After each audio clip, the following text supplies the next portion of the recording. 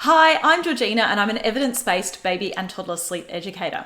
In this video, we're going to be talking about false starts, what they are, why they happen, and what you may be able to do to prevent them. A false start is really just a term that's used to describe any night wakings that happen soon after a baby or toddler first goes to bed at night. So you put them to bed and then they wake again soon after, usually within the first 45 to 60 minutes, so within the first sleep cycle of the night. Sometimes they fall asleep in your arms and then they wake as soon as you put them down in their bed, which can be incredibly frustrating. Other times they may sleep for a little while but then wake and need resettling, and they might wake once or they might wake a few times. Personally, I had some nights when my little one would wake 2 or 3 times in the first hour. When this happens, it can be incredibly frustrating and exhausting for parents. Often you've spent a lot of time trying to get them to sleep in the first place, feeding them or rocking them or bouncing them. And by this time of the day, you've usually got very little energy left and you just want to spend whatever time you have after your little one goes to sleep having a break yourself, or eating your dinner, or spending some quality time with your partner or other children if you've got older children, or maybe catching up on some jobs or some work that you weren't able to get done during the day. And so to have this precious time interrupted can be really frustrating. So why do false starts happen? Well, assuming your little one is well, they're not sick, which we absolutely know can disrupt sleep, then what's most likely going on is that your little one is just not tired enough to sleep for a decent first stretch. We have 2 systems in our body that help regulate sleep. One is the circadian rhythm, which takes its cues from the environment around us, the light and the sound, and you're probably pretty familiar with the circadian rhythm. The other is sleep-wake homeostasis, or sleep pressure as it's commonly known.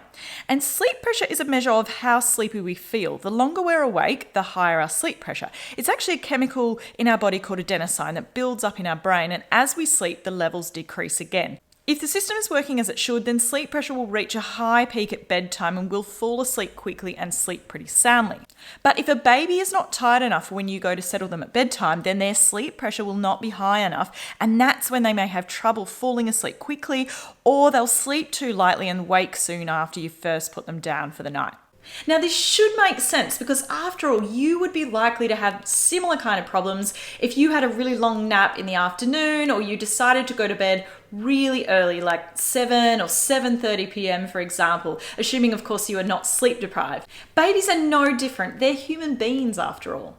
But you may still be a bit confused because a lot of parents are told that false starts happen because their baby is overtired. But I'm here to tell you that that's not the case. It's not possible to be too tired to sleep. Now, if you're interested in the science behind that, I actually have a whole other video on overtiredness that I'll link to below this video. Definitely give it a watch if this is something that's causing you a bit of confusion, because I go through the science behind why overtiredness is not the cause. A lot of parents who watch it tell me that it's quite eye-opening. So if your little one is having these false starts, what can you do about it?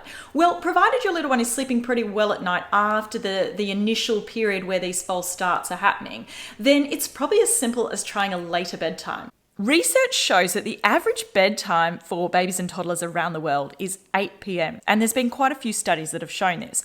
So if you're putting your little one to bed earlier than this, then I definitely consider moving it to 8 p.m. or possibly later. Ideally, you should be waiting until they're tired enough to fall asleep really quickly, within 5 minutes ideally, no more than 10 minutes. If you do this, you should find that after a week or 2, the false start should start to disappear, and you should find that settling becomes a much faster and easier process as well. Now, there's unlikely to be any need to worry about the amount of sleep your little one is getting. We often get told that babies and toddlers need a certain amount of sleep per 24 hours, but research shows there's actually a very wide variation in sleep needs. So for babies, anywhere between 9 and 18 hours per 24 hours, so that's nap time and overnight sleep combined, anywhere from 9 to 18 hours is usually considered to be normal. And for toddlers, that reduces a little bit to anywhere between 9 and 16 hours per 24-hour period. So a very, very wide variation. So if your little one is having false starts but sleeping quite well at night, then it's definitely worth trying a later bedtime.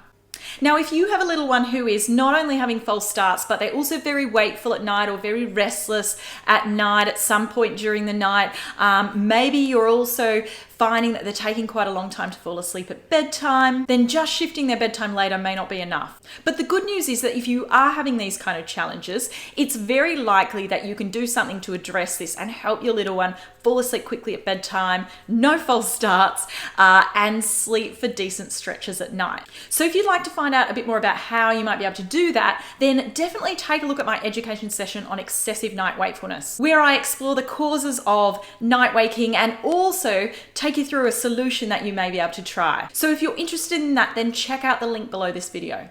So thanks for joining me. I hope this video has helped you understand a little bit more about false starts, why they happen, and what you might be able to do about them. Thanks, and see you again soon.